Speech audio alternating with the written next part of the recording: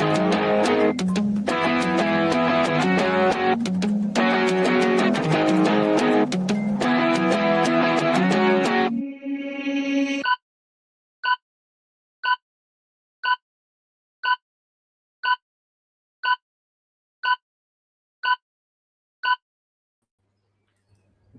to this very special edition of the KAJ Masterclass Live, the show which ensures that you profit from your time spent here with experts, either through their industry insights, information, or simply learning from them. And today we have with us Dr. Daniel Kirkbride. He's the founder and CEO of Sayora, a precision health and biological optimization firm. And we'll learn from him where he combines advanced diagnostics, clinical strategy, and performance science to optimize the biology of executives and elite athletes. And we'll learn from him how closing the gap between external success and internal biology can transform your energy, focus, and longevity.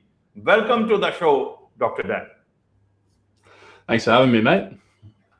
You're welcome. Welcome to the show. Welcome to India in this online form, Dr. Dan. And I'm sure not just in India, but a lot of people across the globe will benefit from what we are going to talk right now. We'll talk about precision health, we'll talk about burnout, and we'll talk about high performance. But before that, let's talk a bit about your journey, your background, so that the audience knows who they are listening to. Yeah, so I'm Australian-based. I'm a doctor of osteopathic medicine and functional medicine and a strength and conditioning coach and longevity consultant. Absolutely, absolutely. So, Dr. Dan, I want to understand what is it that you are trying to say with what you are doing? Optimization, biological optimization, and for top executives and all. Help us understand first from that point of view. Yeah, so I guess it stems from my background. I've been in the industry for about 15 years now. I was a high-level athlete initially, and then spent a bit of time getting injured. And then I've been a business owner for about 10 years and went through my own journey of burnout. So for me, everything I do now is an amalgamation of trying to help high performers and athletes optimize their health and performance so they can be better business owners, better athletes, and also to prevent diseases, which in my opinion, 95% of most diseases that people experience these days in Australia and around the world are lifestyle diseases that could be prevented if we had a better system. But unfortunately, with the conventional medicine system and doctors, a lot of these things have been missed. So through my company, Sayora, we do advanced testing, which includes things like blood testing, gut testing, DNA testing, to try and find the hidden biological drivers of stress, inflammation, disease, and then use that to first and foremost try and prevent people getting sick.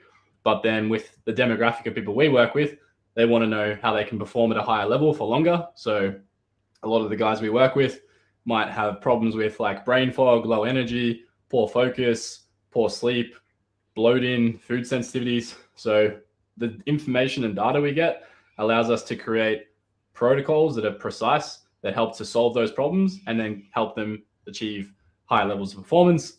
And ideally not just do that for the next 12 months, but do that for the next, decade and beyond.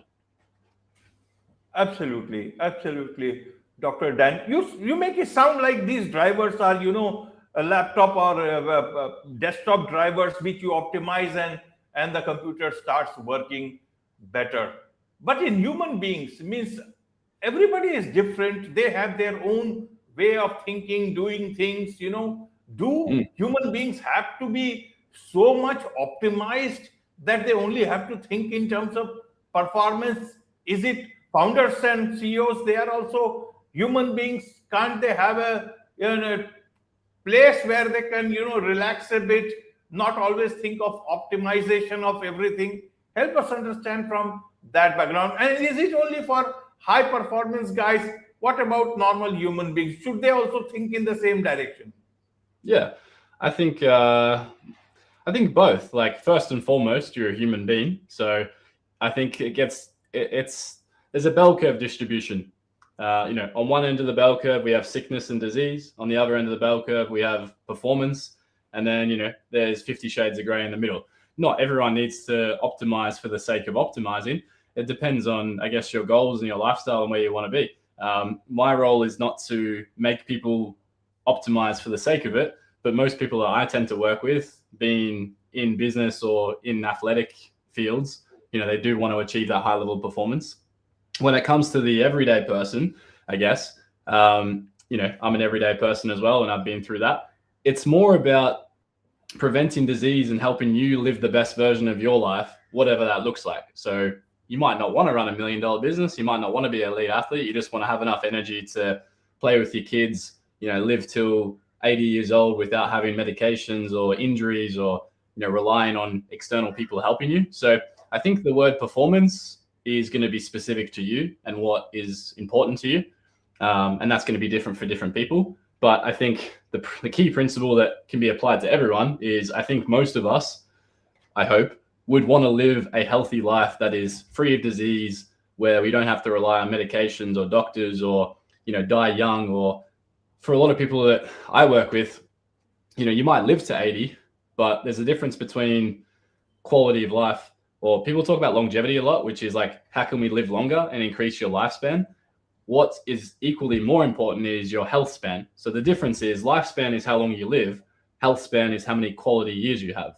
So for a lot of people, once they get beyond the age of 50, that's when things start to break down. They start to get diseases. They start to take medications. They start to lose function of their body. So for me, if you're a normal person, you might not want to have peak performance, but can we make those extra 30 years between the age of 50 and 80 have a higher quality of life or a better health span? Right. So you talk about 30 to 40% running below their biological capacity. Help us understand in a common person's understanding. Yeah. So what I mean by that is, let's say you think that, let's say you're operating at whatever level you're operating at right now. You think that you're operating at 100%, but you're probably leaving 30, 40% on the table. And when I say 30, 40%, I mean compared to your capacity or compared to your potential.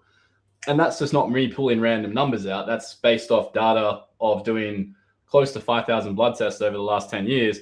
Is most people, when they get a blood test or they do the testing through the processes I do, we identify that they're operating at about 65 to 75% of their full potential in terms of data against, normative data. So when I get their blood test, we compare them against, cool, this is optimal and this is where you are. And then that gap in between is the gap we're trying to close. So when I say you could have an extra 30%, that could obviously look different for every single person, but I don't think many people would be happy if I told them that they were performing at 60% of their potential. Most of us would probably want to be like, okay, how do I access that extra 30, 40%? Because obviously I don't think anyone wants to be average. Right. So how does one get started with this? What do you do? Is the blood test will be enough for someone to tell all this clearly? Yeah. So we do a number of tests. We do blood testing. We do stool testing, which is a poo sample. We do DNA genetic testing, which is a swab in your cheek. And we do a number of other tests. So you don't have to do all of them, but if you were someone listening and you wanted to look at what are the 1% things you can do to try and improve your health beyond the basics. So when I say beyond the basics, you don't need to get a blood test to know the basics. You should all, aim for 8 hours sleep, eat healthy foods, go to the gym, lift weights, train your heart through cardiovascular training, have good relationships, live in a low toxic environment. All those things are general principles I'd say everyone can do for free. You don't need to do a blood test. If you want to go to the next level, or you want to potentially understand what are your risk factors for disease that you're not aware of, and what are the opportunities that you're not aware of that could help you optimize your health and performance and energy, then that's where I'd say the blood test is the best place to start. Generally speaking, the people that we work with, they're usually experiencing one of three problems. It's usually brain fog and low energy. It's usually bloating and food sensitivities, or it's usually skin issues or hormonal issues. So if you were experiencing one of those three things, that's definitely the best place to start, because the blood test is like taking your car to a mechanic. And if I pop the hood, I can see that there's smoke. So The next step is, well, I want to know what's causing the smoke. So now I'm going to ask you, can you leave your car with me for a day so I can take it apart and I can see what's going on? And that's where the stool test and the DNA test is really useful, because as a combination, we can then see what are the current problems you're experiencing, deficiencies, dysfunctions, what's causing that, and then what are your risk factors long-term for disease that we need to be aware of.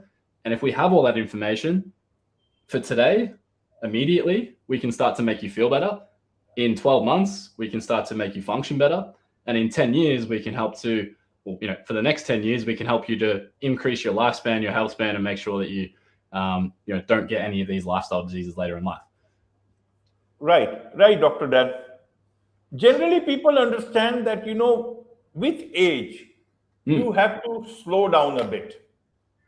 And when you are young, you can stress yourself, give so much of, more work to your body, your mind and everything. But later on, especially after 40s and all, you need to slow down. A lot of CEOs, founders at that age want to work hard, but then they use their experience, their brain, their everything, expertise to make do for the for that slowing down part in their lives, rather than just putting that physical effort. How do you calibrate both these things, as well as achieving high performance, but at the same time giving the body the rest that is required at that particular age? Or is it now the different world altogether? You can still, play hard, work hard, even at the age of 50. Yeah. Well, I think there's a few things there. So number one, I would say that's where I talk about health span and lifespan. So like lifespan is how long do you live? So can we increase your lifespan so you can have more years on this earth with the people you love? Number two is health span. What are the quality of those years? Because 100% when you start to get older, things do slow down to a degree. The caveat to that is, I would say I've got clients that are in their 60s and they've got more energy than they did when they're in their 30s. So, age is just a number. You can definitely optimize your health and still perform at a high level at that age. But for a lot of guys, what I say to them is like, there's probably no point. Like if you work really hard in your 20s, your 30s, your 40s, and your 50s, and then you get to 60 and 70, and now you can't enjoy it because you've destroyed your body for the last 30 years, then it kind of like, what's the point? So I think it's more like looking at how can we work hard and have all the things we want, but do it in a health conscious way where we're not burning out, we're not destroying our body. So that when you are 50, 60, 70, you can chill out with your family, you can do fun stuff, you can play with your kids, your grandkids, and you still have enough energy and vitality to do all the things you love. So I think it doesn't have to be A or B. And when I say performance, I don't just mean physical, like running and lifting. I mean mental performance as well. It's just as important. Absolutely. For optimizing one's biologically, in terms of biological things, how much time does it take, and does it require medicines, or you first aim for no medicines? In terms of how long it takes, people tend to think it's a lot more complicated and time consuming than what they think. So a common, subjection people have to starting this kind of process before they work with me is they think it's going to be really intense, but it's actually not. I think of it as most people, you already eat food. I hope so. You already eat food. You already sleep. You maybe take supplements, and maybe you go to the gym or you do some sort of movement.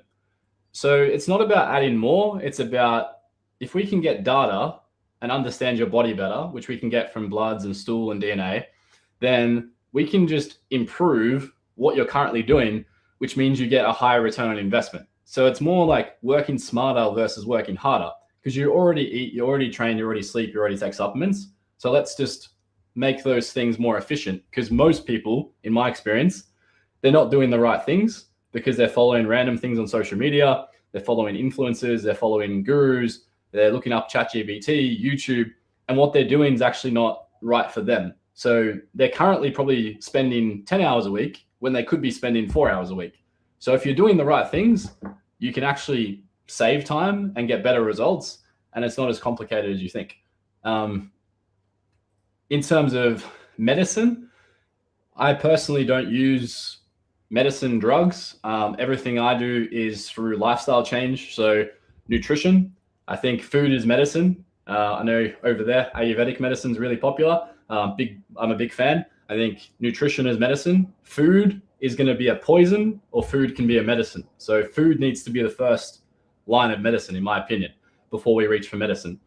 And then the second thing is looking at supplementation. And supplementation can be super powerful when you have the right data in place. Most people are taking random supplements. They don't know why they're taking it, what they're taking, and the quality that they're buying is really poor because they're buying random stuff online.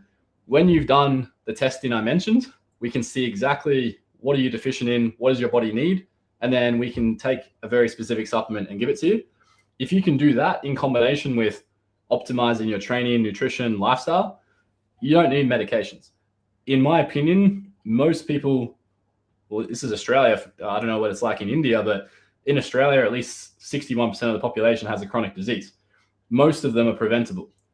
If we look at how we can improve someone's health in their 20s, 30s, 40s, a lot of people who take medication later in their life, that could have been prevented, because medications just put in a Band-Aid on a problem that was caused by 20 years of poor habits, poor lifestyle, poor behaviors. Absolutely, Dan. So over the years, you have reviewed many samples, and any particular biological pattern which has, surprised you, or that you would like to share so that the audience can benefit out of so many samples that you have reviewed, Dr. Dan? Yeah, none of them that surprised me, but I'd say the most common patterns I see across the board. So I'd say there's 3 categories. So on a blood test, the most common things I tend to see are nutrient deficiencies. So deficiencies in certain vitamins and minerals. I see high levels of inflammation in the body, which inflammation is the root cause of all diseases. So that's really important to pick up on. And the third thing I always see on a blood test is low immune function or poor immune function, which when we combine poor immune function with high levels of inflammation and nutrient deficiencies, that's a perfect combination for disease. So that's why we want to pick up on it early and address it. The second one is on stool testing. I tend to see infections or pathogens, so things like parasites, viruses, bacteria, and I tend to see damage to the gut lining, which is really important because your gut is the central hub of your body. It affects your brain, it affects your hormones, it affects your skin, it affects everything. So they're the 2 main things I see on a stool test. And then the most interesting one for a lot of the guys I work with is the DNA test, where you can see people's genetic mutations, which in English, the easy way to think about it is your body's a computer and the coding that runs the computer is your DNA. If we can understand the DNA, we can see where things are potentially short-circuiting and we can then fix it before it becomes a problem. In a lot of people I work with, we tend to see mutations in genes that are responsible for things like cognitive decline, so Alzheimer's and dementia, and cardiovascular disease risk.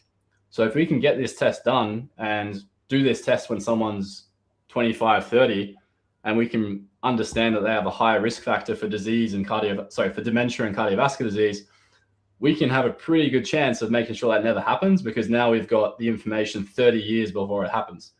If you didn't have that information, then you make poor choices over the next 30 years, then by the time you get to 60, generally speaking, they're the people that end up getting those diseases. So I think the testing is super powerful because it's basically giving you all the information that you need 30 years in advance to make sure that you never have those problems.